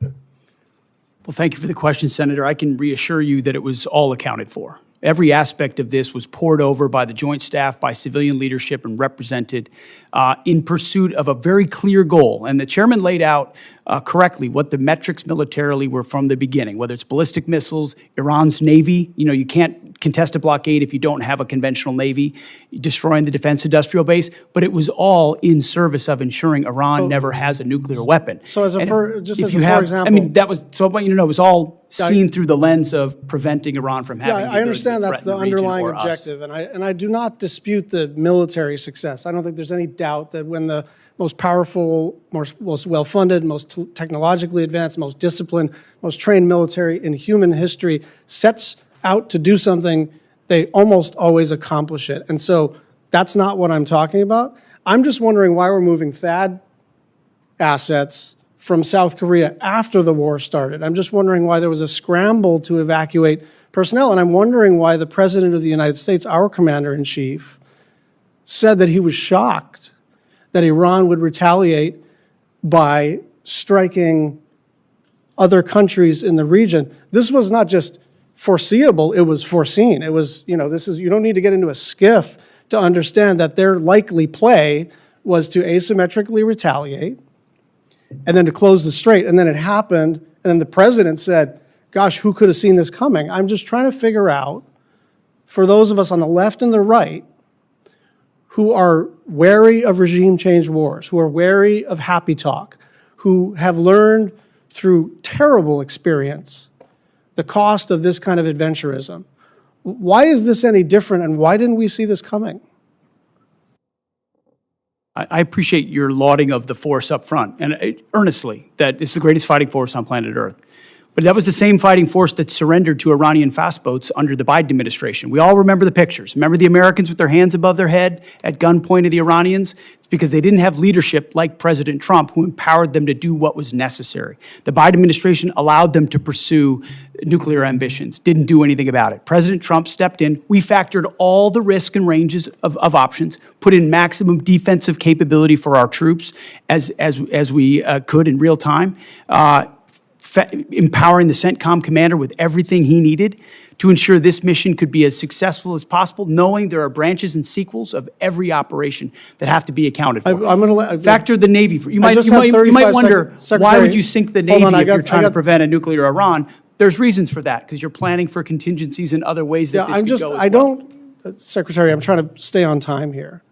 I hear what you're saying. I just don't hear an answer to the question of why we had to take certain actions that could have been taken before the kinetic engagement and would have kept our assets and our personnel more safe and would have looked and actually been more planful, more thoughtful, more well executed.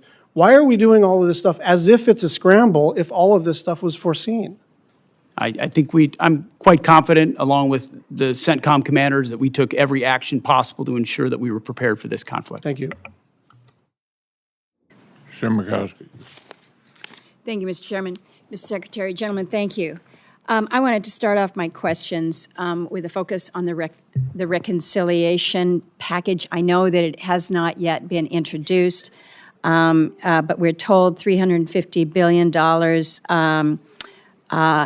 Here's my concern, and I'm just going to be really direct. We've got a second reconciliation that we're going to be dealing with in these next few weeks regarding immigration enforcement, and we're halfway through a calendar year.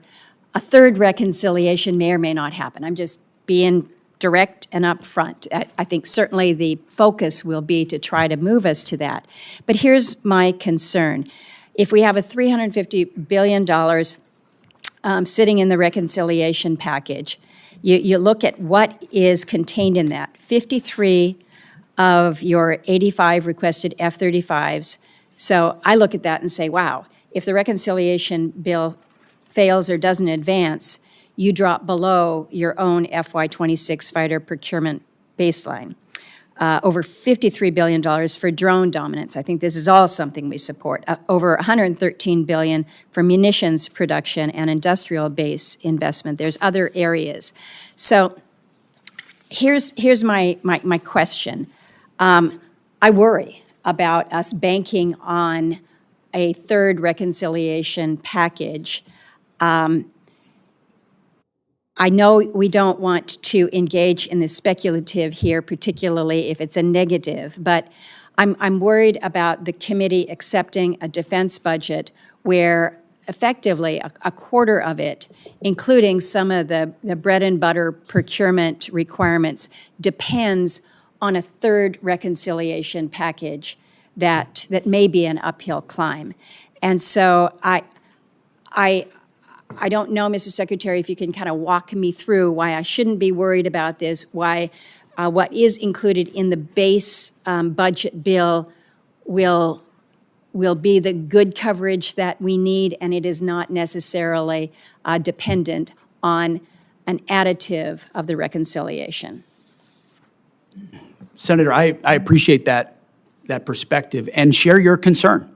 That's why one of the main efforts, setting aside operations and everything we do in real time for the troops, is ensuring that both the base discretionary budget and reconciliation are passed so that President Trump's historic budget is realized. Because of the underinvestment of the past, whether it's continuing resolutions or Biden budgets, we need to supercharge our defense industrial base, our munitions into the future.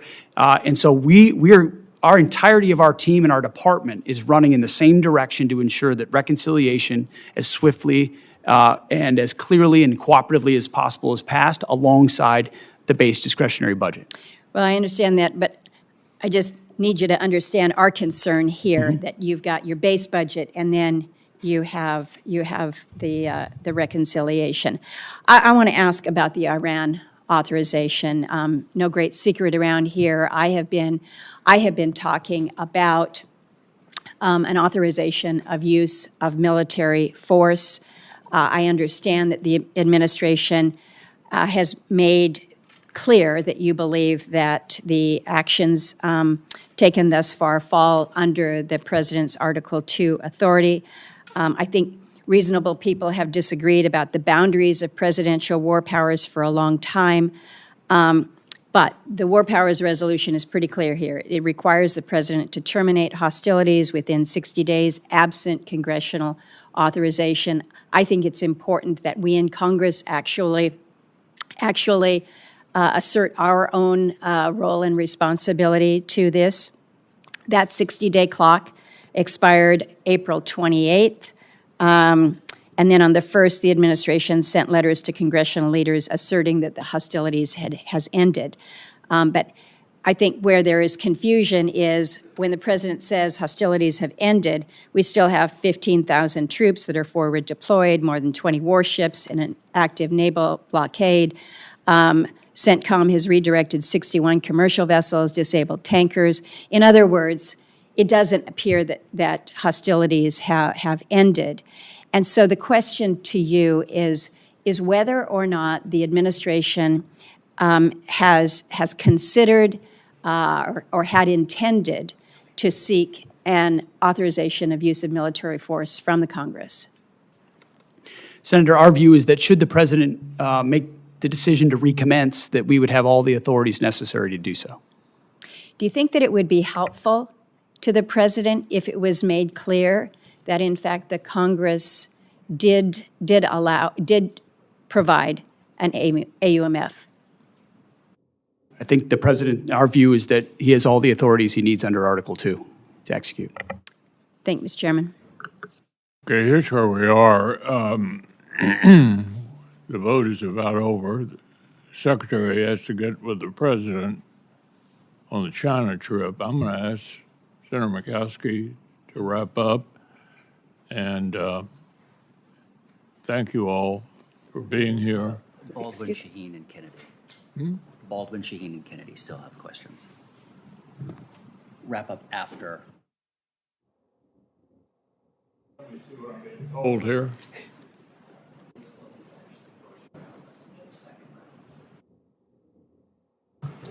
Yeah, obviously there's not a whole lot of time for a second round, so we'll get through everybody. And Senator Murkowski, I appreciate your taking over.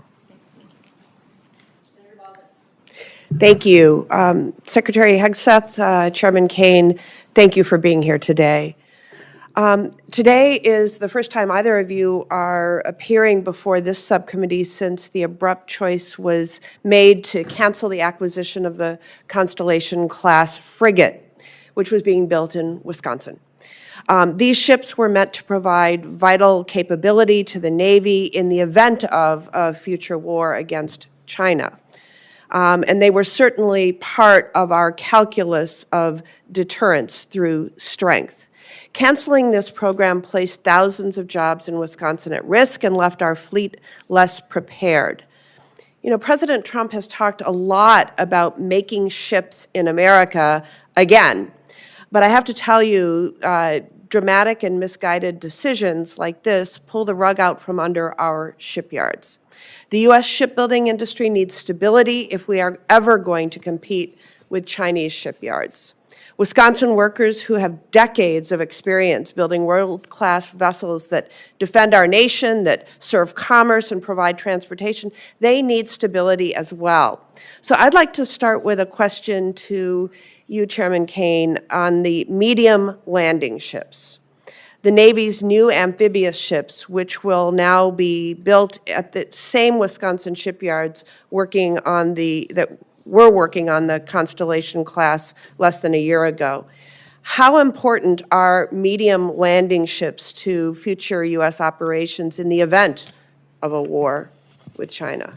Well, Senator, thanks for the question, and I do want to highlight, no matter what the policy decisions are, the great workers up there and in your state, and as the Joint Force considers the options that the medium landing ship would bring to the table in terms of assuring a mobility gap, in filling that gap and allowing us to project power at the Secretary and the President's choice in choosing, while not stepping into the Navy's boundaries and mindful that the CNO and SECNAV and acting SECNAV in this case will have views. I hope we'll carefully consider this capability and then, if appropriate, bring it forward to the Joint Force. Yeah. Well, unfortunately, the department included the request for funding the construction of 6 medium landing ships in that partisan part of the budget request, the reconciliation, which is in danger of potentially not even passing this year. To be frank, it does not give me confidence that we are taking this program seriously. What would the impact be if Congress did not appropriate funding for the medium landing ships in fiscal year 27? And are you comfortable with the pace that the Navy is planning on building them, Chairman Kane?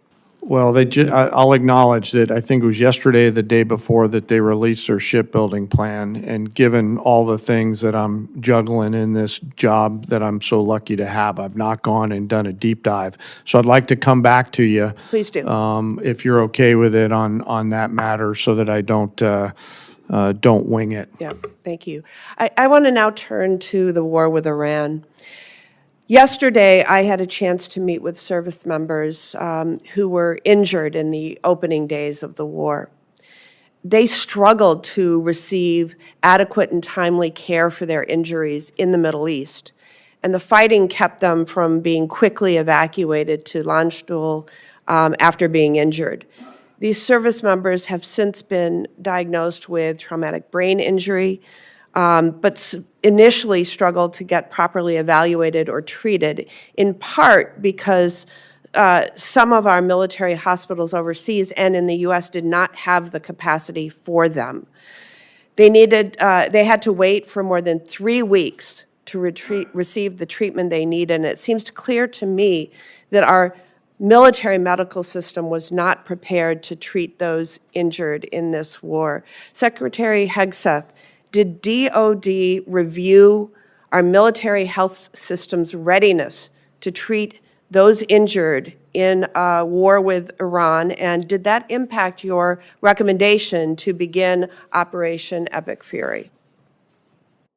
Well, the view of the department was always to, as expeditiously as possible, move anyone injured that needed further care to Europe for that care, with the recognition that, thankfully, 90% of those that have been injured in Epic Fury have returned to duty. So most of those injuries have been minor enough that they return, but we always catalog if there could be future complications to ensure that they get care in the future. It seemed to me, from what I heard, that we weren't prepared in theater, we weren't prepared in Germany, and we weren't prepared immediately upon these soldiers' return to the U.S.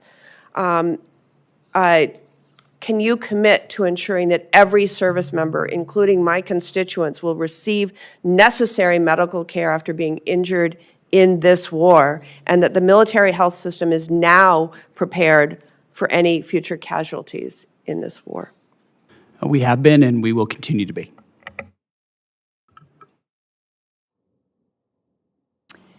Senator Shaheen. Thank you, Madam Chair, and thank you both for being here, all three of you for being here. Since your testimony 2 weeks ago, Secretary Hegseth, before the Armed Services Committee, the department has sent over your legal review, which I appreciate, thank you, for use of security assistance funding for Ukraine. However, as was determined earlier in the testimony, funding still has not gone out the door. And I didn't hear you give a date when this committee or the Armed Services Committee can expect to hear or receive a spend plan for those dollars. General Kane, the day of the testimony, got back to us as he said he would and explained that he had coordinated on the spend plan on April 13th. So that's been almost a month, and we still haven't gotten anything. So when are we going to see the spend plan for Ukraine?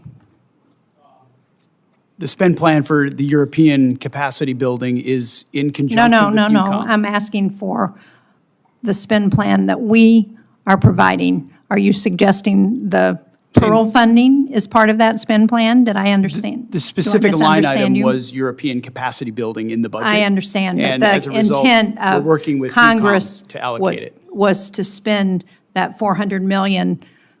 I think you heard from Chairman McConnell, you heard from Senator Coons. There was discussion at the time with the Congress that those dollars were intended to be used for Ukraine. And the reason it was designated as it was because what we heard from Speaker Johnson was that the president was going to veto the bill if Ukraine was mentioned in it anywhere in the bill. And so that's why the determination was to use the term European, but the clear intent was for that money to be spent for Ukraine.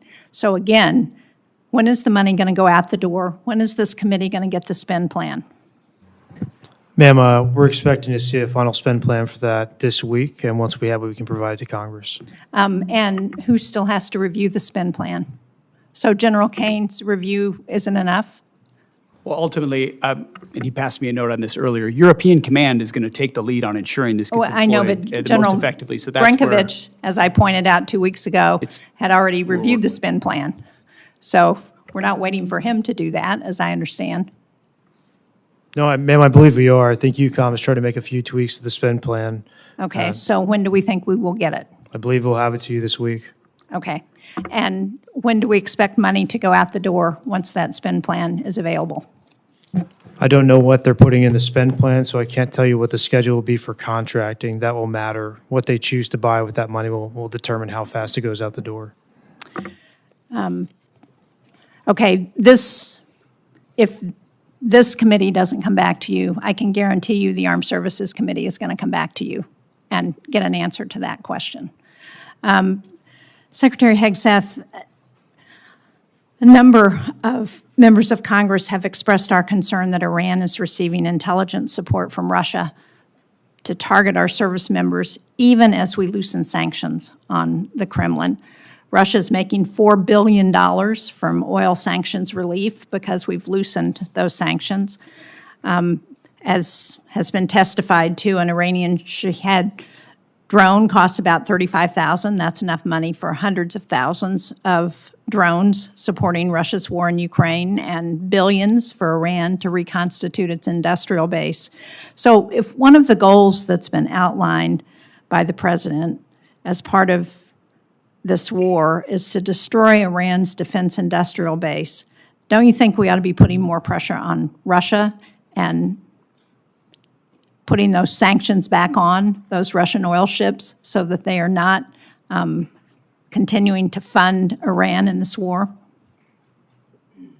Senator, we know Russia is a nefarious actor on a lot of levels and account for that, but I would say the destruction of Iran's defense industrial base has been highly all effective evidence to in the this effort. contrary. We're not accounting for that if we're giving Russia the opportunity to earn $4 billion a month, $20 billion by the end of the year if we leave those sanctions lifted for that time, during which they can continue to fund Iran. Well, the destruction of Iran's defense industrial base has been clear and overwhelming.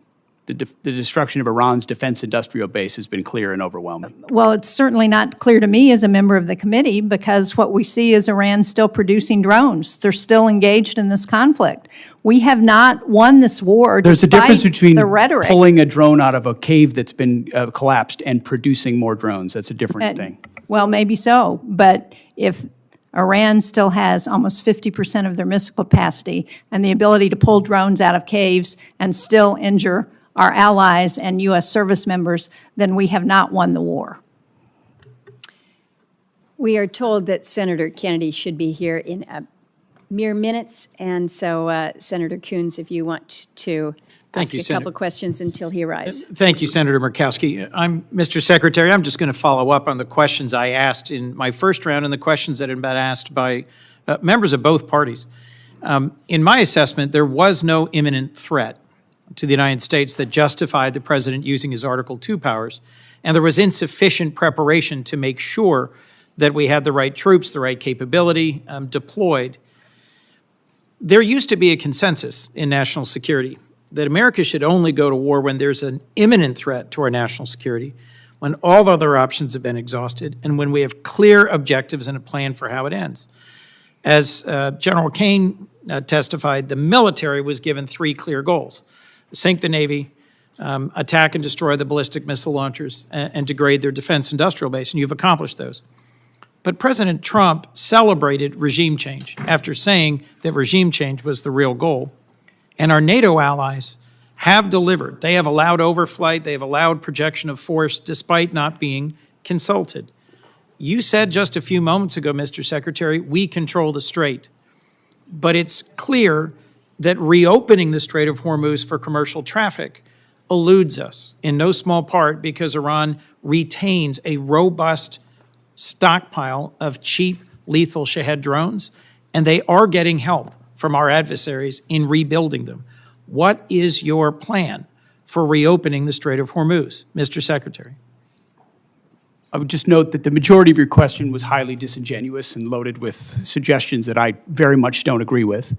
From the beginning, please feel free, sir, to pick any one of those From the things. beginning, we've been very clear about the military objectives and Yes. the underlying strategic objective, which is preventing Iran from getting a nuclear weapon. Yes. Take, for example, the fact that Iranians' conventional Navy, they had aircraft carriers with Shahed drones on them before this started. They had full-on destroyers and battleship capabilities, none of which they have anymore. And Did the Iranian Navy have aircraft carriers? Iranian Navy had 3 drone aircraft carriers. The Iranian Navy They had 11 launch submarines. platforms for drones, sure. They had 11 submarines. And you've They had sunk a all of the terror regular Navy. Great, good.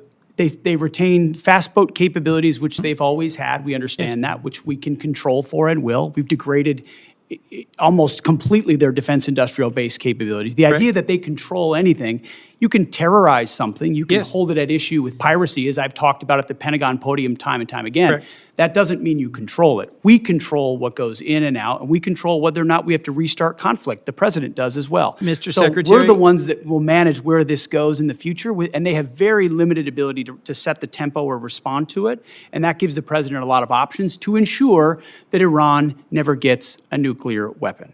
The connection between their ability to close the Strait of Hormuz using fast boats and Shahed drones and our strategic goal, shared broadly, to prevent them from ever having a usable nuclear weapon is utterly unclear to me. And my question was, what's the plan for reopening the Strait of Hormuz to commercial traffic, given Shared broadly, but skyrocketing never prices? executed. Shared broadly, but never executed, because previous administration didn't have the willingness to actually do what it would take. And when Iran was at its weakest moments following the 12-day war, but still wanted the pursuit of a nuclear capability, President Trump made the courageous decision to go at their conventional umbrella and shield, which they were using to protect their nuclear program, which we knew came with threats and branches and sequels. My which we've concern, accounted Mr. for. Secretary, is that you've achieved a series of tactical successes, but are on the verge of a strategic loss, because we are now negotiating. I just think it's so foolish. Here we are in a committee in the United States Senate, 74 days in, and you're talking about strategic loss. We have the ability to 74 defeat a days in. 47-year threat of a pursuit of a nuclear weapon. We have more leverage than we've ever had. We've had incredible battlefield successes, and you're talking about a strategic loss, cloaked in Secretary. disingenuous questions. Mr. Secretary. This is how you Mr. undercut Secretary. efforts that could otherwise and are otherwise I being am not very your effective. enemy, sir. I am not your adversary. I share your goal of preventing Iran from ever having a usable nuclear weapon. To finish my sentence, control of the Strait of Hormuz, the ability to degrade our partners and allies' gas and oil production capabilities through cheap drones, the ability to harass and harry commercial shipping remains in Iran's hands. And their demands are that we recognize sovereignty for them over the Strait of Hormuz, which I believe our president's rejected, you've rejected, I reject. But my question remains, how do we reopen the Strait of Hormuz to commercial shipping? If we control it, how do we reopen it? And your average American is seeing this at the gas pump every single day as the cost of gas continues to rise. Senator Coons, I know that your question has not yet been responded to. And it deserves an answer. It does But I also deserve an understand I'm answer. delaying my colleagues. But that's the question that deserves an answer, Mr. Secretary. We do have Senator Kennedy, followed by Senator Murphy, and I know that Secretary has a time departure. Thank you for your indulgence, Thank you. Madam Chair. Thank you. Mr. Secretary, welcome. Can we agree that if you took President Xi Jinping and turned him upside down and shook him, that the African country of Mauritius would fall out of his pocket? I don't know if we can, but I'd like to indulge you on that. Well, let me try it another way. Mauritius is good friends with China, is it not? I understand there's some level of a relationship there. Yeah. Yeah, like they're BFFs or whatever the young people call it. Prime Minister Starmer wants to give Diego Garcia and the Chagos Islands to Mauritius, which has virtually no connection with the Chagos Islands, who will promptly give a spare key to Diego Garcia to China. Is that accurate? What I would underscore is that Diego Garcia is a very strategic location, and having the ability to operate there for the United States military is going to be critically important in the future. Starmer wants to give it away, does he not? As President Trump has stated, there's been some pretty bad deals made by the Brits as it pertains to Diego Garcia. I'd like to hear you, I mean, the president's been back and forth on this, and I've talked to him a lot. He is not going to agree to that, is he? No, as the president has stated, it was a bad deal that was cut by the UK and Prime Minister Starmer as it pertains to Diego Garcia, as evidenced by limitations that our troops could face in how we use that island. Yes. All right. I appreciate that. My understanding is that the classified information and unclassified, it's public, showed that our intelligence discovered that not that long ago, Iran had developed the supreme leader, now dead as fried chicken, but they have a new supreme leader, had developed a new game plan for their nuclear weapons program. And their game plan was to jack up both ballistic and cruise missile production and drone production, and put together this huge stockpile of missiles and drones. At which point they would turn to the United States and Israel and the rest of the world and say, we're going to restart our nuclear weapons program. If you bomb us again like you did in June, we will destroy the Middle East. And by the way, our missiles can now reach Berlin and London and Paris. Is that my understanding of one of the reasons, the main reason we went into Iran? I think that's pretty well articulated, Senator, that they were trying to use the umbrella of their established conventional stockpiles to blackmail the rest of the world in pursuit of their own nuclear weapons. Now, let's Yes. talk about Iran today. Can we agree that Iran, both the public and the private sector, is being held together right now with spit and duct tape? Spit and duct tape is not a doctrinal term, Senator, but I would agree with something along those It's a lines. Louisiana term. I mean, 7 out of 10 Iranians are out of work. We bomb their infrastructure. They've got 70% inflation. Their internet's shut off. You know better than I do what we've done on the military side. Their launchers, gone. Their missiles, for the most part, gone. Their drones, gone. Do they have some left? Yeah. Their Navy, gone. Their Air Force, gone.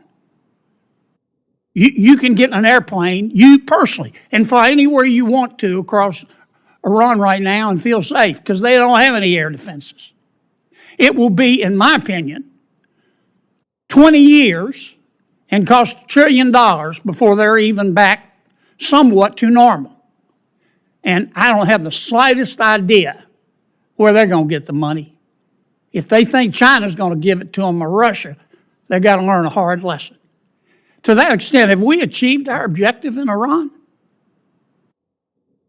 Objective, as this president has stated from the beginning, is to ensure they don't get a nuclear weapon, and President Trump remains dedicated to ensuring that happens. And everything you described with the military degradation of their country was in service of ensuring they never get a nuclear weapon. This is what I never understood the president to say, I want a regime change in Iran, and I want to obtain all of their fissile material. I've never heard him say that. What I heard him say was, I don't want to go back through it, but our goal is to cripple them so they can't blackmail the rest of the world. Now, many of my Democratic friends are trying to say we have lost. Here's a footnote. You're not going to get Democratic support. They're not. They're not going to support you, Mr. Secretary, because they don't support President Trump. I know that's not a newsflash. But they say we've lost. I don't get it. I don't understand how we've lost. Is the strait closed? Yes. But if we continue that blockade, where nothing's going in and nothing's going out, eventually they're going to have to shut down their oil fields, are they not? Half of their oil fields are low pressure. Once they put them down, they're not going to get them back up. Am I missing something here? No, that's why the president is right when he says we hold all the cards, and we do. And we've got the best deal maker in the world able to make the best deal for the United States of America. And if we have to go back at it as the Department of War, we're ready to do that as well. Well, keep two things in mind. You're not going to win over my Democratic friends. It's not worth getting your blood pressure up. Focus on other things. And number two, just keep this in mind. America first does not have to mean America alone. America first does not have to mean America alone. We need all the friends we can get. They need to carry their own weight. They need to pay their bills. But the more the better. I'm sorry I went way over, but I sure do appreciate Senator Kennedy. Senator Murphy. Thank you, Madam Chair. Thank you all for being here. Let me give you a chance, Mr. Secretary, to answer Senator Coons' question, which is a really simple one. How are we going to get the strait open? Because nothing matters more to our constituents than doing something about these spiraling gas prices, which are bankrupting families and farmers all across the country. And maybe let me ask it this way. This is the first time you've come before this committee, but in other briefings, people that work for you have told us in plain terms that there is no military mechanism to reopen the strait, that ultimately it will be a political decision made by Iran. And I think you're confirming that here today by suggesting that it will be economic pressure that will create a political imperative inside Tehran to open the strait. So can you just confirm for the committee that there is not a military mechanism or means to reopen the strait, that ultimately we have to essentially use diplomacy, economic diplomacy in this case, in order to convince Iran to make the decision to reopen the strait? I would say, Senator, there most certainly are military means by which we could open the strait, both on targets on land and also with what we do with our naval capabilities, not to mention our naval blockade. Why haven't you done, if that's true, and that's not what has been testified to us in private briefings, why haven't you done that already? Ultimately, a long-term, a preferred long-term approach would be a deal where they open it up, where they stop being pirates of an international waters and allow countries from all nations to flow. You know, these aren't U.S. ships that are being blockaded there. These are ships from all around the world, creating much more pressure for other countries than ours.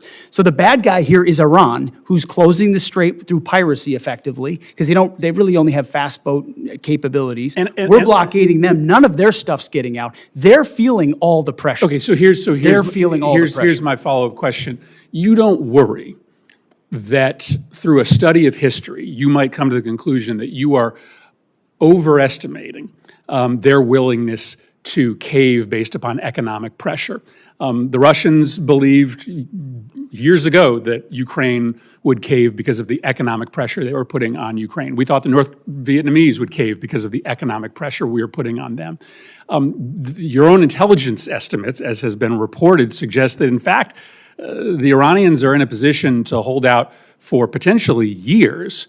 This is a high-risk strategy to hope that this economic pressure will eventually cause them to voluntarily reopen the strait when there's plenty of evidence from military history to show that countries that are being attacked or invaded or occupied are actually willing to put up with a whole lot of economic misery in order to preserve national pride. Well aware. We understand all of those historical case studies, and it's not just economic pressure. There's military pressure, diplomatic pressure. We certainly have a lot more military pressure we can bring to bear if the president were to choose to do so.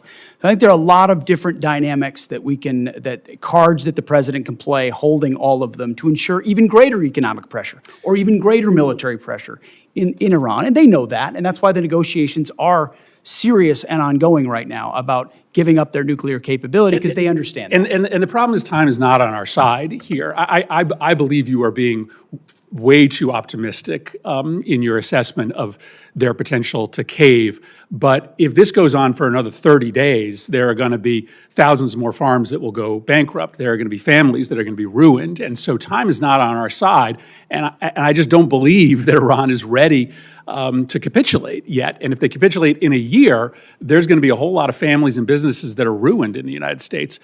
General Kane, let me finally ask you a question about what seems to be a difference of opinion between the intelligence services that you rely on and the public statements of the President of the United States with respect to our war objectives. The Secretary and others in the President's cabinet have said very clearly that our war objective is to destroy Iran's missile and drone program. The President said just a week ago that Iran maybe had 18 to 19% of their missile capacity left. But there is public reporting suggesting that our intelligence agencies say that Iran still has 70% of their missile and drone capability, which would be a failure of our objectives if that were to be true. What can you tell us about the number of missiles and drones that they have left, and do you dispute that intelligence estimate? Sir, I'm not going to comment, with deep respect for the question, I'm not going to comment in this forum on what may or may not have been opined on by the IC, which would suggest a leak or a confirmation of any intel. So while I appreciate the question, I hope you'll also appreciate my not answering it. Well, then just give me the President said that 80% of I'm not going to comment on BDA on either way, sir. Well, then how do we or the American public assess the success of the mission when you've stated publicly the purpose of the mission is to destroy their missile and drone capability? How do we assess whether we should continue funding this if you can't state Well, I'm to not us going to what the answer assessments are. what you guys in the Congress considers the decision criteria around continued funding or not. What I know is that I've not read the report that you're talking about. All of our battle damage assessment matters are classified, and it would be inappropriate for me to comment in this forum on that. And I appreciate the question, but I'm not going to answer it. Let me just put it to Secretary Hegseth. The president said that 80% of their missile capacity had been destroyed. This public report says it's only 30%.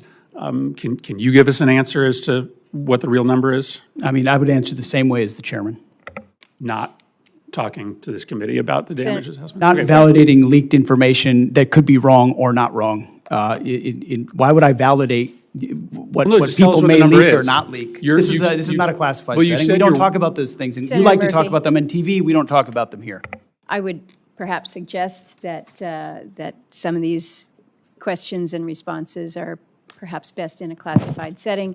But I also acknowledge that we are not in a classified setting. We have held the secretary and the chairman longer than I think they had anticipated. Senators have 1 week to submit additional questions for the subcommittee's official hearing record. We request for a response from our witnesses within 30 days of receiving these questions. The subcommittee stands in recess, subject to the call of the chair, and I would ask those in the audience to remain in their seats until Secretary and General Kane depart. And safe travels to you to China. Good luck.